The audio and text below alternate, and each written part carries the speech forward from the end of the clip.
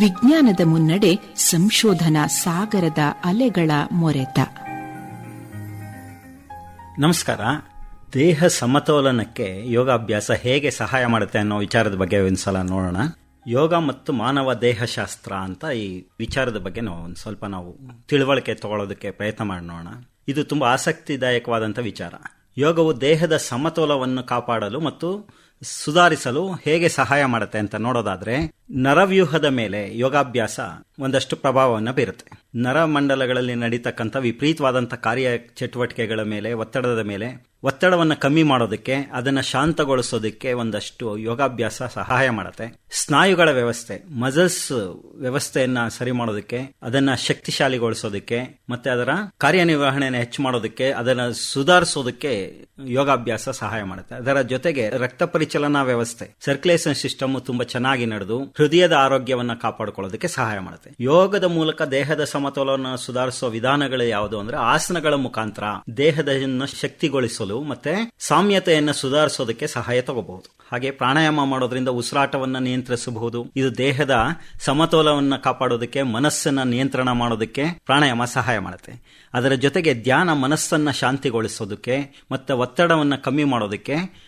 ಧ್ಯಾನನೂ ಸಹಾಯ ಮಾಡುತ್ತೆ. ಈ ಆಸನಗಳು, ಪ್ರಾಣಾಯಾಮ ಮತ್ತೆ ಧ್ಯಾನ ಯೋಗಾಭ್ಯಾಸದ ಅವಿಭಾಜ್ಯ ಅಂಗಗಳಿದೆಲ್ಲ. ಯೋಗಾಭ್ಯಾಸ ಅಂತಂದಿದ ತಕ್ಷಣನೇ ಆಸನಗಳು, ಪ್ರಾಣಾಯಾಮ, ಧ್ಯಾನ ಇದೆಲ್ಲ ಒಟ್ಟಾರೆಯ ಸಮರ್ಪಕವಾದಂಥ ನಿರ್ವಹಣೆಯಿಂದ ನಮ್ಮ ಆರೋಗ್ಯವನ್ನು ಕಾಪಾಡಿಕೊಳ್ಳೋದಕ್ಕೆ ತುಂಬಾ ಸಹಾಯ ಮಾಡುತ್ತೆ. ದೇಹದ ಸಮತೋಲನ ಮಾಡಬೇಕಾಗಿರತಕ್ಕಂತ ಅನಿವಾರ್ಯತೆ ಯಾಕಿದೆ ಅಂದ್ರೆ, ದೇಹದ ಸಮತೋಲನ ಶಕ್ತಿಯನ್ನ ಹೆಚ್ಚು ಮಾಡ್ಕೋಬೇಕು. ದೇಹದ್ದು ಒತ್ತಡದ ನಿರ್ವಹಣೆ ಮಾಡಬೇಕು. ದೇಹಕ್ಕೆ ಮತ್ತೆ ಮನಸ್ಸಿಗೆ ಒತ್ತಡ ನಿರ್ವಹಣೆ ಮಾಡೋದು ತುಂಬಾ ಅನಿವಾರ್ಯವಾಗಿ ನಡೀತಾ ಇರಬೇಕು. ಹಾಗೆ ಆರೋಗ್ಯ ಸುಧಾರಣೆ, ಆರೋಗ್ಯದ ಸಮತೋಲನ, ಒಟ್ಟು ಆರೋಗ್ಯದನ್ನ ಕಾಪಾಡಿಕೊಳ್ಳೋದು ನಮ್ಮೆಲ್ಲ ಆದ್ಯ ಕರ್ತವ್ಯ ಆಗಿರೋದ್ರಿಂದ ಆರೋಗ್ಯಕ್ಕೋಸ್ಕರ ನಾವು ಯೋಗಾಸನ ಮಾಡಲೇಬೇಕಾಗತ್ತೆ. ಬರೀ ಆರೋಗ್ಯ ಅಂತ ನಾವು ಅನ್ಕೊಂಡಾಗ ಫಿಸಿಕಲ್ ಹೆಲ್ತ್ ಅನ್ನೋದು ಮಾತ್ರ ಇಂಪಾರ್ಟೆಂಟ್ ಆಗಲ್ಲ. ಮೆಂಟಲ್ ಪೀಸ್ಫುಲ್ ಆಗಿರ್ತಕ್ಕಂಥ ಒಂದು ವ್ಯವಸ್ಥೆ, ಶಾಂತ ವ್ಯವಸ್ಥೆಗಿರ್ತಕ್ಕಂಥ ಮನಸ್ಸು ತುಂಬಾ ಮುಖ್ಯ ಆಗುತ್ತೆ. ಹಾಗಾಗಿ ಯೋಗಾಭ್ಯಾಸ ಮಾಡೋದ್ರಿಂದ ದೇಹದ ಸಮತೋಲನ ಸಾಧ್ಯ ಮಾಡಿಕೊಳ್ಳೋದಕ್ಕೆ ಸುಲಭ ಆಗುತ್ತೆ. ಈ ಯೋಗಾಭ್ಯಾಸನ ನಿರಂತರವಾಗಿ ಮಾಡೋದ್ರಿಂದ ದೇಹದ ಆರೋಗ್ಯ ಮತ್ತೆ ದೇಹದ ಸಮತೋಲನ ಕಾಪಾಡಿಕೊಂಡು ಈ ಒಂದು ಪೂರ್ತಿಯಾಗಿ ಆರೋಗ್ಯದ ಕಡೆಗೆ ನಮ್ಮನ್ನ ನಾವು ಕರ್ಕೊಂಡು ಹೋಗೋದಕ್ಕೆ ತುಂಬಾ ಹೆಲ್ಪ್ಫುಲ್ ಆಗುತ್ತೆ. ನೇರವಾಗಿ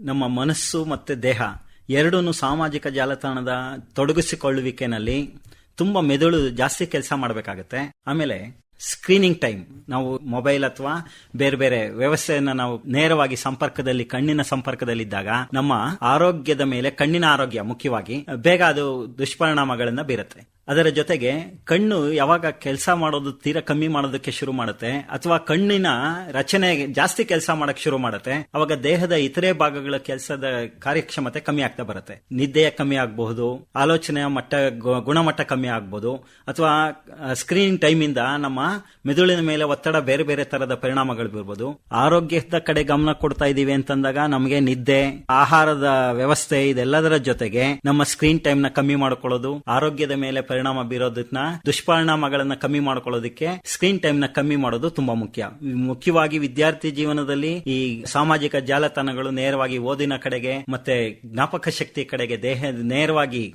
ತೊಂದರೆ ಕೊಡ್ತಾ ಇರೋದ್ರಿಂದ ಇದನ್ನ ಕಮ್ಮಿ ಮಾಡೋದಕ್ಕೆ ನಾವು ಮನೆ ಒಂದು ವ್ಯವಸ್ಥೆ ಒಳಗಡೆ ಕೆಲಸ ಮಾಡ್ತಾ ಇರ್ತಕ್ಕಂಥ, ಒಂದು ನಿರ್ವಹಣೆ ಮಾಡ್ತಾ ಇರ್ತಕ್ಕಂಥ ಜನ, ಮಕ್ಕಳಲ್ಲಿ ಇದನ್ನ ಕಮ್ಮಿ ಮಾಡೋದ್ರಿಂದ ಮಕ್ಕಳಿನ ಜ್ಞಾಪಕ ಶಕ್ತಿ ಹೆಚ್ಚಾಗಿ ಪರೀಕ್ಷಾ ಫಲಿತಾಂಶಗಳನ್ನ ಹೆಚ್ಚು ಮಾಡ್ಕೊಳ್ಳೋದಕ್ಕೆ ಸಹಾಯ ಮಾಡುತ್ತೆ. ನಾವು ಇದನ್ನ ಅನಿವಾರ್ಯವಾಗಿ ಹೆಚ್ಚುವರಿಯಾಗಿ ನಾವು ಇದನ್ನೆಲ್ಲ ತಗೊಳ್ತಾ ಇರೋದ್ರಿಂದ ನಮ್ಮ ಮೇಲೆ ಇದು ಆರೋಗ್ಯದ ಪರಿಣಾಮಗಳನ್ನ ಬೀರುತ್ತೆ. ಹಾಗಾಗಿ ಯೋಗಾಭ್ಯಾಸ ಮಾಡೋದ್ರಿಂದ ಮನಸ್ಸು ನಿಯಂತ್ರಣಕ್ಕೆ ಬಂದು ಈ ಸ್ಕ್ರೀನ್ ಟೈಮ್ ನ ಬ್ಯಾಲೆನ್ಸ್ ಮಾಡೋದು, ನಿದ್ದೆ ನಿರ್ವಹಣೆ ಮಾಡೋದು, ಆಹಾರದ ಸಮತೋಲನ ಇದೆಲ್ಲಾನು ಸಾಧನೆ ಮಾಡೋದಕ್ಕಾಗತ್ತೆ. ಹಾಗಾಗಿ ಯೋಗಾಭ್ಯಾಸ ಮಾಡೋದ್ರಿಂದ ಸಾಮಾಜಿಕ ಜಾಲತಾಣಗಳ ಮೇಲೆ ಇರ್ತಕ್ಕಂಥ ಮೋಹವನ್ನ ಕಮ್ಮಿ ಮಾಡಿಕೊಳ್ಳೋದು ಸುಲಭ ಆಗುತ್ತೆ ಅಂತ ಈ ಮೂಲಕ ಹೇಳೋದಕ್ಕೆ ಸಂತೋಷ ಆಗುತ್ತೆ ನನಗೆ. ಒಟ್ಟಾರೆಯಾಗಿ ಯೋಗದ ಅಭ್ಯಾಸವು ಮೆದುಳಿನ ರಚನೆ ಮತ್ತು ಕಾರ್ಯವನ್ನು ಪುನರ್ರಚಿಸುವ ಒಂದು ಶಕ್ತಿಶಾಲಿಯಾದಂಥ ಸಾಧನವಾಗಿದೆ. ನಿಯಮಿತವಾದ ಅಭ್ಯಾಸದ ಮೂಲಕ ನಾವು ಒತ್ತಡವನ್ನು ಕಡಿಮೆ ಮಾಡ್ಕೋಬಹುದು, ಗಮನವನ್ನು ಸುಧಾರಿಸಬಹುದು ಮತ್ತು ಭಾವನಾತ್ಮಕವಾಗಿ ನಿಯಂತ್ರಣವನ್ನು ಹೆಚ್ಚು ಮಾಡ್ಕೋಬಹುದು.